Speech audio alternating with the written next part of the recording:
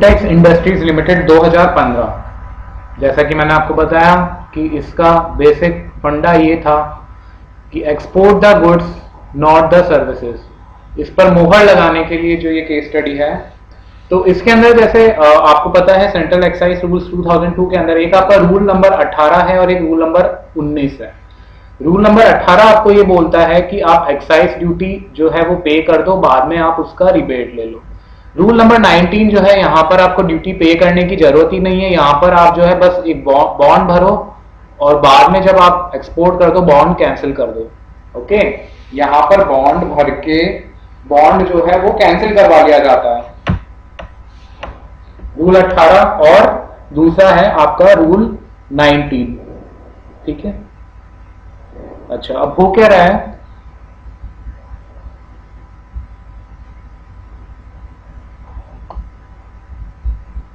मान लीजिए raw material है, रॉ मटेरियल को यूज करके आप लोग फिनिश प्रोडक्ट बनाते हैं। ठीक है, रॉ मटेरियल यूज करते हैं, इससे फिनिश प्रोडक्ट बनाते हैं। ये जो रॉ मटेरियल है इसके ऊपर एक्साइज ड्यूटी पे करी होगी, excise duty paid raw material के ऊपर। ठीक है, और फिनिश प्रोडक्ट के ऊपर एक्साइज ड्यूटी पे की। रूल 18 के हिसाब से आप पहले के टाइम में जो है अपना एक्साइज ड्यूटी पे करके रिबेट ले लेते थे एज पर रूल 18। रूल 18 का आपने रिबेट ले लिया। ओके, इसी तरह फाइनल प्रोडक्ट पर आपने एक्साइज ड्यूटी पे करी और फाइनल प्रोडक्ट के ऊपर भी जो है आपने आज की तारीख में जो है आप फाइनल प्रोडक्ट जो है उसके ऊपर भी जो है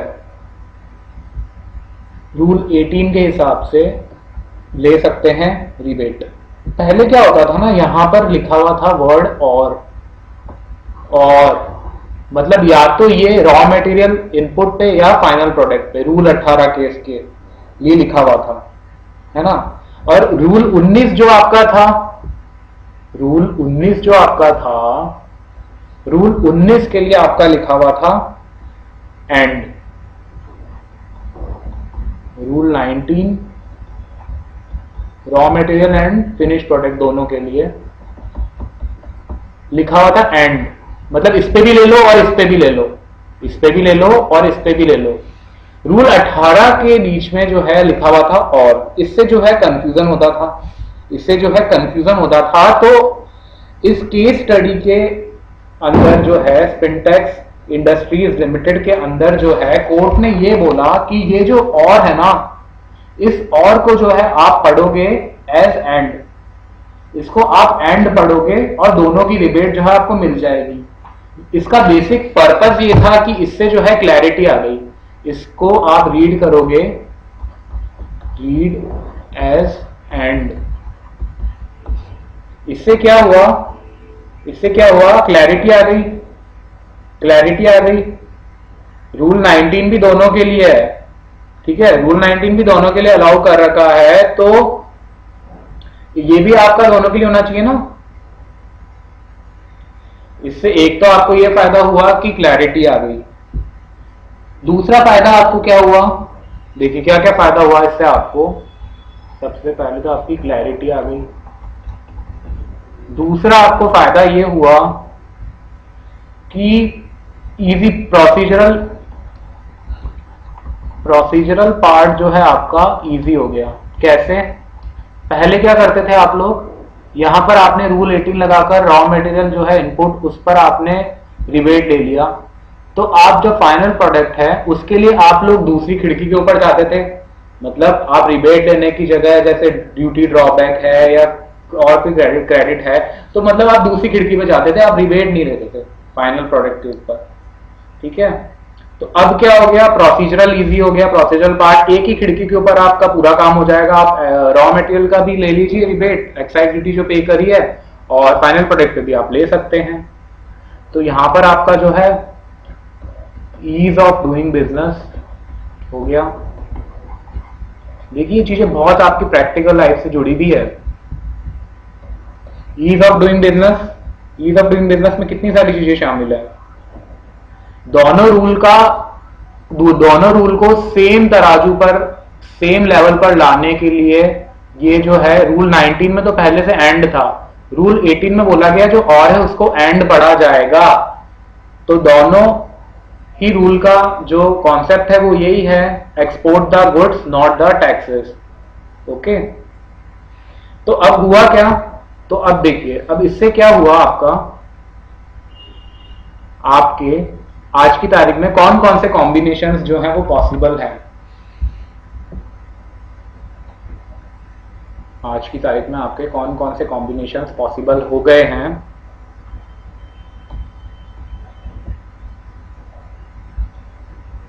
कॉम्बिनेशंस, क्रक्स लिख रहा हूं मैं आपका, क्रक्स, कौन कौन से कॉम्बिनेशन आज की तारीख में। आप रूल 18 इनपुट पे ले लो, रूल 18 ही आप उस पे ले लो, फिनिश प्रोडक्ट पे, this combination is also possible. Rule 19 plus rule 19, ये कॉम्बिनेशन भी आपका पॉसिबल है। रूल 18 इनपुट पे प्लस रूल 19, ये भी आपका पॉसिबल है। और रूल 19 प्लस रूल 18, ये भी आपका पॉसिबल है। चारों कॉम्बिनेशन आज की तारीख में आपके पॉसिबल है। ओके, समझ आ गया। इसको अब आप एक बार रीड कर लेना और क्लियर हो जाएगा। वैसे आई थिंक आपको क्लियर हो गया होगा, इसका क्रक्स यही है। अगली केस स्टडी हम लोग पढ़ेंगे, आपकी I think 9th case study है। ये है आपकी auto bliss India private limited. खतरे का मार्क लगा लीजिए यहां पर, क्यों लगाना है वो मैं भी आपको बताता हूं।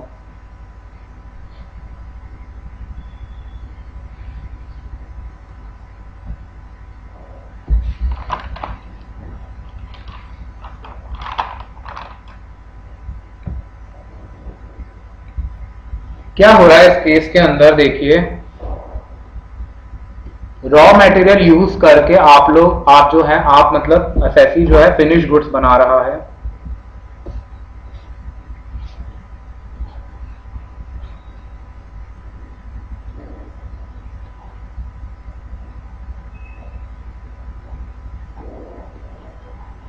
रॉ मटेरियल से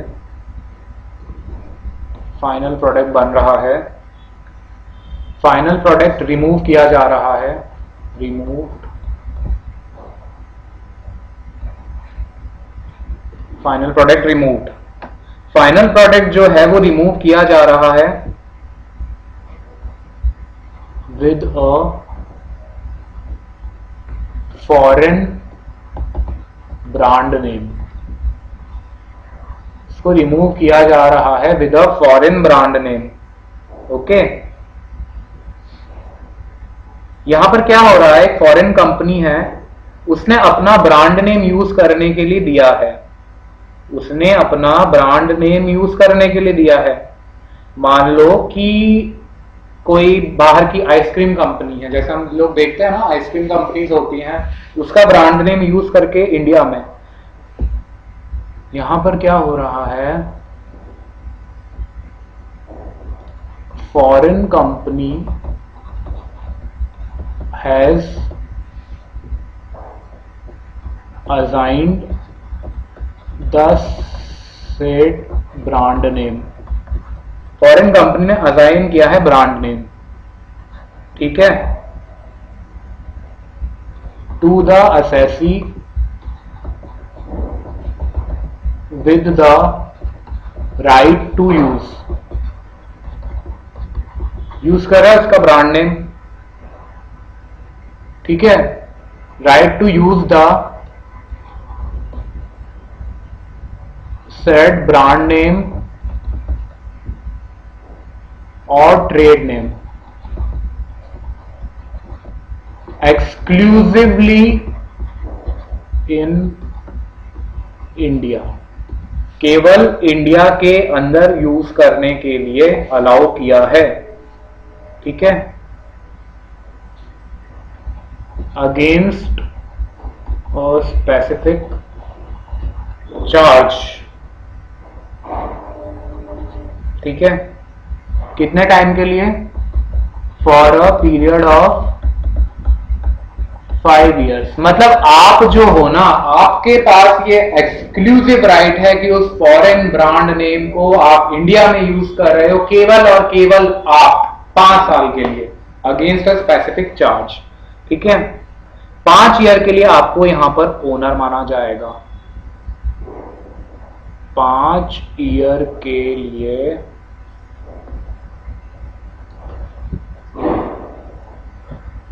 ओनर माना जाएगा आपको यहां पर, ओके। यहां पर आपको 5 ईयर के लिए ओनर माना जाएगा। ऐसा माना जाएगा कि ये आपका खुद का ब्रांड नेम है, ओन ब्रांड नेम, ठीक है, ओन ब्रांड नेम माना जाएगा। आ जाइए हम लोग एक बार रीडिंग करते हैं इसकी।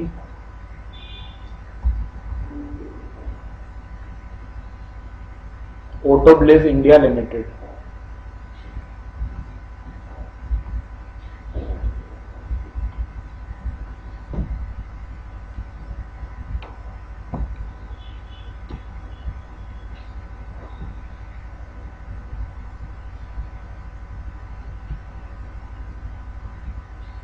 एसएसआई का है ये आपका practical.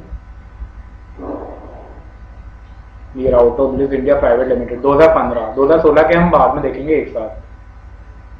The assessee was availing the benefit of FSI exemption notification and was using a brand name Bliss of a foreign company. The foreign company had assigned the said brand name in favor of the assessee under an agreement with the right to use the said trade name in India exclusively. India के बाहर नहीं कर सकता वो, केवल और केवल India के अंदर। The revenue contended that since the assessee was using a brand name of a foreign company, it was ineligible to seek exemption under the aforesaid notification। ठीक है, डिपार्टमेंट ने, रेवेन्यू ने ये बोला कि वो किसी और का ब्रांड नेम यूज कर रहा है तो it is eligible to seek exemption under the aforesaid SSI exemption नहीं मिलनी चाहिए। Issue is whether an assessee using a foreign brand name assigned to it by the brand owner with the right to use the same in India exclusively is eligible for SSI exemption। क्या वो होगा? केवल India के अंदर उसको allow किया है।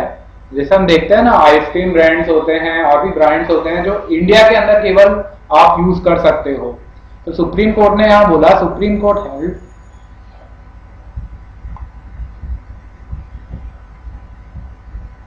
Answer पढ़िए। The supreme court held that because of the aforesaid assignment the assessee was using the trade name in its own right as its own trademark, उसका खुद का ट्रेडमार्क माना जा रहा है यहाँ पर, and therefore it could not be said that it was using the trademark of another person. यहाँ पर ये नहीं बोला जाएगा कि वो किसी और का ट्रेड नेम यूज कर रहा है। यहाँ पर ये माना जाएगा कि वो उसका खुद का ही है, क्योंकि उसको मिला है एक्सक्लूसिव राइट इंडिया में यूज कर, मतलब वो एक्सक्लूसिवली इसको इंडिया में यूज कर सकता है ना, और वो उसको मिला है, सबको नहीं मिला, केवल उसको मिला है। तो assessee was entitled to SSI exemption. यहाँ पर असेसी जो है एंटाइटल्ड है एसएसआई एग्जेम्पशन के लिए। आया समझ? क्या इशू था? Whether an assessee using a foreign brand name assigned to it by the brand name owner with the right to use the same in India exclusively is eligible for SSI exemption। ठीक है, assessee क्या कर रहा है? अपना goods बना के remove करता है, अपना ब्रांड नेम जो है रेंट पर दिया है फॉर एक्सक्लूसिव यूज। ठीक है, एक्सक्लूसिव यूज। जैसे आपको एग्जांपल दूं, ऑडी का एक्सक्लूसिव ब्रांड नेम मान लो आपको मिल गया कि 5 साल के लिए आपको दे दिया गया कि आप 5 साल के लिए जो है इंडिया के अंदर ऑडी बनाओगे और उसको एक्सक्लूसिवली उसका ब्रांड नेम यूज करोगे। ठीक है, so if we have exclusive right to use on the basis of specific charge, तो यहाँ पर हम ही ओनर जो है माने जाएंगे। ठीक है, यहाँ पर हम ही ओनर माने जाएंगे और हमको यहाँ पर ये माना जाएगा कि ये हमारा ही ब्रांड नेम है और हम एसएसआई एग्जेम्पशन के लिए यहाँ पर एलिजिबल हो जाएंगे।